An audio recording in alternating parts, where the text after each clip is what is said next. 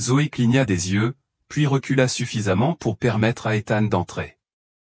L'appartement, même dans l'obscurité, trahissait la lutte silencieuse qui s'y déroulait, des rideaux déchirés, un mince matelas appuyé contre le mur, recouvert seulement d'un drap usé, des jouets de fortune éparpillés sur le sol, des morceaux de papier de couleur, un ours en peluche à qui il manquait un œil. Dans un coin, Manon respirait bruyamment, emmitouflée dans une couverture trop légère pour la nuit froide. Ethan posa les sacs. Il fit un signe de tête à Zoé avant de s'approcher de la jeune fille. Sa poitrine se serra en voyant ses mains tremblantes prendre le pouls de Manon pour prendre sa température. Cette scène le ramena à sa propre enfance, parfois, un fossé d'indifférence séparait à peine deux pâtés de maison la richesse de la misère. « Zoé, murmura-t-il, tu as bien fait de m'appeler. » Il ouvrit les sacs, des flacons de perfusion, des médicaments de la pharmacie de ville, des sachets de soupe en poudre, du pain frais, tout ce qui permettrait à Manon de rester stable en attendant une aide professionnelle. Tandis qu'il distribuait le matériel, Zoé l'observa, méfiante, mais avec une pointe d'espoir. Soudain, un bruit sourd retentit à travers la porte d'entrée, la serrure grinça, quelqu'un poussa fort. « Zoé! Rends-moi l'argent !» Une voix masculine, rauque, pleine de menaces. Zoé recula, ne lâchant pas le bras de sa sœur. L'homme à l'air négligé entra en titubant, les yeux rouges de colère. Ethan ergueudit fermement. « Monsieur, elle s'est évanouie. J'ai apporté des médicaments et de la nourriture pour prendre soin d'elle. » L'homme leva le menton, surpris et méfiant. « Qui es-tu ? » »« Je suis un ami. » Elle fit signe de s'éloigner. L'homme hésita, mais Manon émit un léger gémissement et roula sur le côté. Son père, s'il en était un, vit la peur transparaître dans son regard. Zoé s'approcha de l'homme, élevant la voix pour la première fois. « Papa, elle veut juste aider. » L'homme fixa Ethan, puis Zoé et Manon, sentant le poids de la culpabilité peser sur ses épaules. Sa posture vacilla et il prit une profonde inspiration, détournant le visage du bébé. Ethan a profité du silence. « Regarde-la, » invita-t-il. « Elle est malade. Elle a besoin d'un hôpital, de médicaments. Je peux l'aider.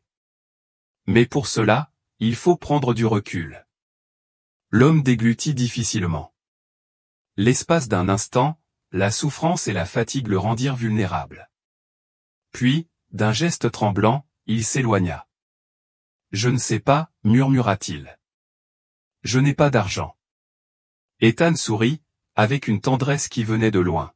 « Tu n'en auras pas besoin aujourd'hui. Je m'occuperai des factures médicales, des rendez-vous, de tout. Mais tu seras là, tu apprendras et tu prendras soin d'elle, de tes filles avec moi. » Des larmes coulaient sur les yeux de l'homme. Il hocha la tête en tremblant. J'accepte. Cette nuit-là, l'appartement vibra d'un nouvel espoir. Manon dormait paisiblement après le sérum, et Zoé souriait pour la première fois depuis longtemps. Ethan était assis par terre entre eux, sentant le poids d'une promesse qui se réalisait. Dans les semaines qui ont suivi, il a transformé cela en mission, il a mis en place un plan médical régulier pour Manon, il a trouvé une place en garderie pour Zoé, il a fait appel à des travailleurs sociaux qui ont orienté la famille vers des programmes de soutien. Et, petit à petit, il a tissé un lien qui allait bien au-delà d'une simple bonne action, une nouvelle famille était en train de se former. Des mois plus tard, quand Ethan revint d'une visite à l'appartement désormais propre et repeint, avec de petites étagères remplies de livres et de jouets pour enfants, il trouva Zoé et Manon en train de jouer dans le couloir. Elles se précipitèrent toutes les deux dans ses bras et l'interrompirent. « Oncle Ethan !» crièrent-ils en chœur. Il rit, bougea et les serra dans ses bras. « Vous avez tellement grandi !» dit-il en caressant leurs cheveux à tous les deux. Sur le pas de la porte, celui qui se présentait désormais toujours comme un père, Thierry Morel, le remercia d'un hochement de tête. Depuis ce jour où il avait été confronté à la compassion d'un milliardaire, il avait appris à prendre véritablement soin de ses filles. Entre rire et câlin, Ethan réalisa que la promesse qu'il avait faite à son enfance s'était réalisée à cet instant, il ne permettrait jamais à des enfants de se réveiller affamés ou seuls. Mais, plus encore, il avait découvert le pouvoir d'un simple geste, le simple fait de payer 2 pains pour transformer des vies, guérir des blessures et réinventer son propre chemin de retour. Qui est mon père? La voix de Zoé tremblait. Mais seulement quand il veut de l'argent, ajouta-t-elle, il crie. Il fait peur à Manon, je la cache quand il vient. Ethan s'accroupit à la hauteur de Manon et lui toucha doucement le front. La petite fille remua, toussa et se calma. Depuis combien de temps est-ce comme ça? Demanda-t-il doucement. Zoé haussa les épaules. Depuis que maman est au paradis. Un moment, je suppose. Ethan regarda autour de lui, personne ne venait les aider, ni adultes, ni voisins. Juste une petite fille essayant de porter une montagne. Je veux aider, dit-il. Zoé croisa les bras. Tout le monde dit ça, puis ils s'en vont. Je ne partirai pas, Ethan hésita, puis la regarda droit dans les yeux. Parce que j'étais comme toi. Moi aussi, je mendiais de la nourriture. J'attendais un parent qui n'est pas revenu. J'ai juré de ne jamais oublier ce que j'ai ressenti. Zoé le fixa du regard. Son regard ne s'adoucissait pas, mais elle ne protestait pas non plus. À ce moment-là, une petite voix résonna du matelas, « Zoé? Manon? Je suis là. » Zoé chuchota en s'agenouillant près de sa sœur et en lui caressant les cheveux. « J'ai à manger. On va bien. » Ethan détourna le regard, clignant des yeux pour chasser un regard aigu. Il se releva. « Je reviendrai demain avec de la nourriture, des médicaments, des vêtements, tout ce dont tu as besoin. » Zoé hocha légèrement la tête. « D'accord. Merci, monsieur le boulanger. » Mais alors qu'il se tournait pour partir, quelque chose l'arrêta. « Zoé, comment s'appelle ton père? » demanda-t-il prudemment. Elle leva les yeux, méfiante. « Pourquoi? Puis juste, je veux m'assurer qu'il ne reviendra pas pour te faire du mal. » Zoé hésita, puis répondit, « Logan. Thierry Morel. » Le couloir tournoyait. Ethan s'appuya contre le mur, le cœur battant. Il s'efforça de garder une voix égale. « Tu es sûr? » « Ouais. C'est écrit sur un vieux courrier. » Est-ce qu'il parle parfois de sa famille, comme d'un frère? Zoé fronça le nez. Il dit que son frère était un lâche prétentieux qui se croyait supérieur à tout le monde, qui a quitté la famille et n'a jamais regretté sa décision. Ethan avait l'impression que l'air lui avait été coupé des poumons, car Thierry Morel était son frère. Il ne s'était pas parlé depuis près de 20 ans, pas depuis cette nuit-là. Pas depuis qu'Ethan lui avait proposé un travail, un nouveau départ, et que Logan était arrivé ivre, lui avait crié au visage, l'accusant d'avoir abandonné leurs racines. Pas depuis le dernier coup de poing et la porte claquée pour de bon. Et maintenant, les 2 petites filles qu'il venait de promettre de protéger étaient ses nièces. Son sang. Il se tourna vers Zoé. Elle l'observait attentivement. « Tu le connaissais ?» murmura-t-il. « Je l'ai fait. Il y a longtemps. » Zoé pencha la tête. « Ça veut dire que tu es mon oncle ?» Il aurait voulu dire oui. Il aurait voulu lui dire qu'à partir de cet instant, il ne la quitterait plus. Mais sa gorge se serra de culpabilité et de honte. Au lieu de cela, il hocha la tête. « Je suis là, Zoé. Et je ne vais nulle part. » Elle ne sourit pas, mais quelque chose dans ses épaules s'adoucit. Ce soir-là, Ethan rentra chez lui à pied, traversant une ville qui lui semblait inconnue. Les lumières étaient trop vives, les rues trop propres.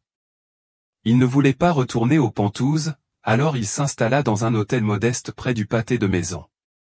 Il avait besoin de rester près de sa blessure, la partie de son histoire qu'il avait laissée inachevée ce soir-là. Il dormait à peine. Des images de Logan lui traversaient l'esprit, les rires de leur jeunesse, les blessures de leur adolescence, l'amertume de leurs derniers mots.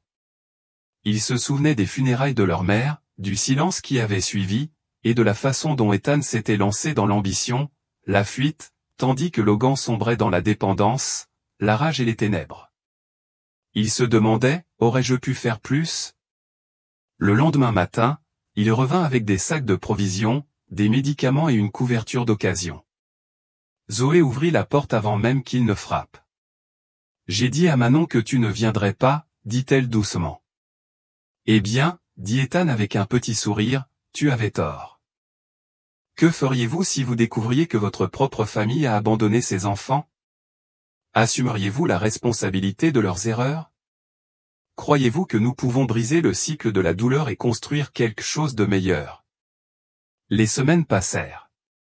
Chaque matin, Julien Morel arrivait à l'ancien appartement avec des provisions, des médicaments, des livres et un sourire discret. Il ne manquait jamais une journée, pas une seule. Manon, la petite, avait repris des couleurs, ses joues étaient plus pleines, ses yeux plus brillants. Elle suivait Ethan comme une ombre, l'appelant « oncle », avec une affection timide. Zoé, toujours sur ses gardes, prit plus de temps.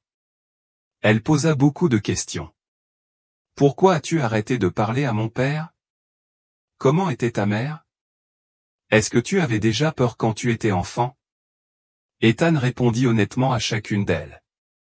Lentement, la confiance s'installa pas instantanément, ni bruyamment, mais dans la façon dont Zoé commença à laisser ses chaussures près de la porte ou à attendre à la fenêtre à la même heure chaque jour. Un matin, alors qu'il mangeait des céréales dans des bols dépareillés, Ethan croisa les mains sur la table et prit une inspiration. « J'ai déposé une demande de tutelle, dit-il.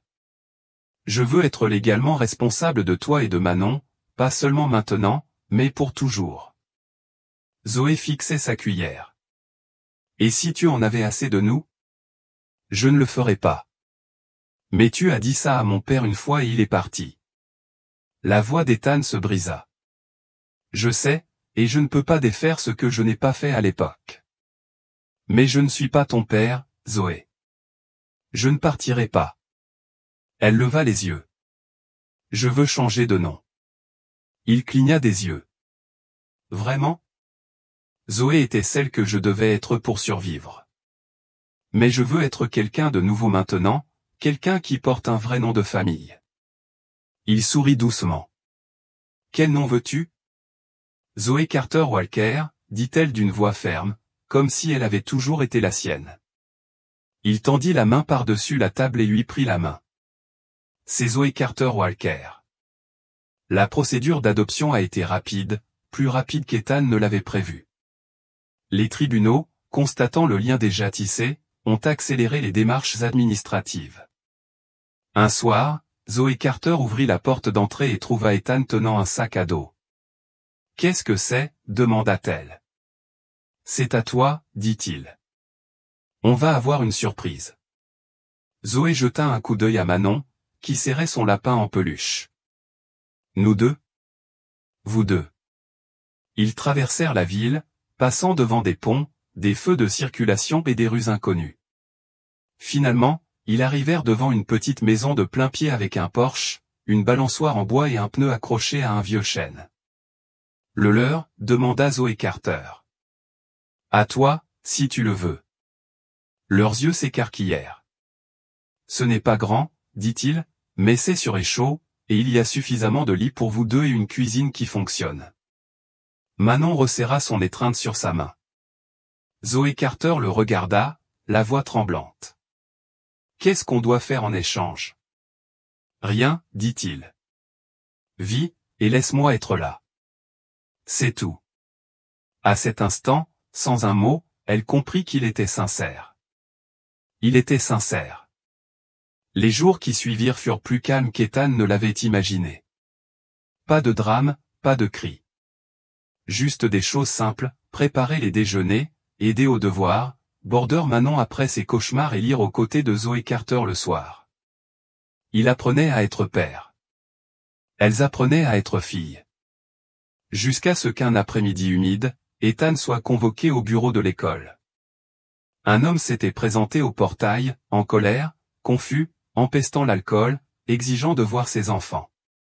Ethan se figea. « Gardez les filles à l'intérieur, » a-t-il dit au personnel. « Je m'en occupe. » Il marcha lentement vers le portail, et il était là, Logan. Le teint blafard, la barbe hirsute, les vêtements tachés de graisse. Mais ces mêmes yeux amers et orageux croisèrent ceux d'Ethan avec une lueur de défi. Alors voilà, ricana Logan. Tu as pris mes enfants et tu en as fait ton petit projet. Ethan ne dit rien. Logan s'approcha. Tu as toujours voulu être un héros, hein? Eh bien, devine quoi, mon frère, le sang compte toujours. Je suis leur père. Non, dit Ethan doucement, tu es leur donneur. C'est moi qui suis resté. C'est moi qui suis revenu. Ils sont à moi. Ce sont des personnes, Logan, pas des biens. Ils ont peur de toi. J'ai fait une erreur, d'accord, murmura Logan. Mais tu n'as pas le droit de m'effacer. Je n'essaie pas de t'effacer, murmura Ethan. Tu l'as fait toi-même, il y a longtemps. Un long silence s'installa entre eux. L'école appela la police. Logan ne résista pas, il regarda simplement Ethan une dernière fois et murmura, « Tu crois avoir gagné. Mais tu ne fais que réparer mes erreurs. » Puis il est parti. Ethan resta devant le portail longtemps après la disparition de la voiture de patrouille. Lorsqu'il rentra chez lui, Zoé Carter était assise sur les marches du porche, les bras autour de ses genoux. « Tu l'as vu, dit-elle. »« Oui. » »« Est-ce qu'il voulait nous emmener ?» Ethan s'assit à côté d'elle. « Il a dit beaucoup de choses, mais personne ne t'emmène nulle part. Ni maintenant, ni jamais. » Elle n'a pas pleuré, elle a juste appuyé sa tête contre son épaule et a murmuré, « Merci, papa. » C'était la première fois qu'elle l'appelait ainsi, et cela brisait quelque chose de la meilleure des manières. Les mois passèrent. Zoé Carter commença à s'épanouir à l'école. Le rire de Manon s'amplifia. Un dimanche matin, devant des crêpes, Zoé Carter dit. « Et si on faisait quelque chose de grand ?» Ethan haussa un sourcil. « Comme quoi ?»« Ouvrir une boulangerie, » dit-elle en souriant. « Tu sais, celle où on s'est rencontrés. Mais cette fois, avec une règle, aucun enfant ne repart le ventre vide. » Ethan sentit sa gorge se serrer. « Tu veux dire ça ?» Zoé Carter hocha la tête. « Si une miche de pain a changé notre vie, peut-être pouvons-nous faire de même pour quelqu'un d'autre. » Ils ont loué une petite vitrine dans un coin tranquille de Brooklyn et ont peint l'enseigne à la main. Zoé le peint d'eux. Venez affamés. Repartez plein d'espoir. Les enfants arrivaient des ruelles, des refuges, de nulle part. Certains payaient, la plupart non. Tous mangeaient. Zoé Carter servait avec un sourire et une force tranquille que seuls ceux qui avaient vraiment souffert de la faim pouvaient comprendre. Et Ethan, il regardait depuis le coin, les mains dans sa veste, le cœur plein. Un après-midi, une petite fille entra, les manches déchirées et les yeux baissés. Elle murmura, « Je peux te payer plus tard ?» Zoé Carter se pencha et sourit. « Tu n'as pas à payer. Promets-moi juste une chose. » La fille hocha la tête. « Quand vous le pouvez, aidez quelqu'un d'autre. » La jeune fille partit, tenant son pain comme un trésor. Ethan ferma les yeux et laissa couler une larme. Non pas de tristesse, mais d'héritage. Que feriez-vous si un simple acte pouvait changer la vie de quelqu'un pour toujours? Croyez-vous que l'amour peut commencer avec juste une miche de pain? Avez-vous déjà été sauvé par la gentillesse d'un inconnu? Parfois, le plus petit acte ou une miche de pain, un regard chaleureux, une promesse de ne pas partir peut se transformer en un miracle bien plus grand que nous l'imaginons. Julien Morel pensait aider les enfants affamés, mais en réalité, il l'aidait à se rappeler qui il était et qui il devait devenir. Cette histoire nous rappelle que la famille ne se résume pas au lien du sang. Ce sont ceux qui choisissent de rester, qui sont présents quand il le faut et qui aiment sans condition. Dans un monde où tant de personnes traversent la souffrance, puissions-nous être ceux qui s'arrêtent, voient et agissent. Parce que la gentillesse, plantée dans un bon terreau, ne se contente pas de nourrir. Elle fait grandir. Elle construit des foyers. Elle réécrit les héritages et transforme parfois la douleur en but.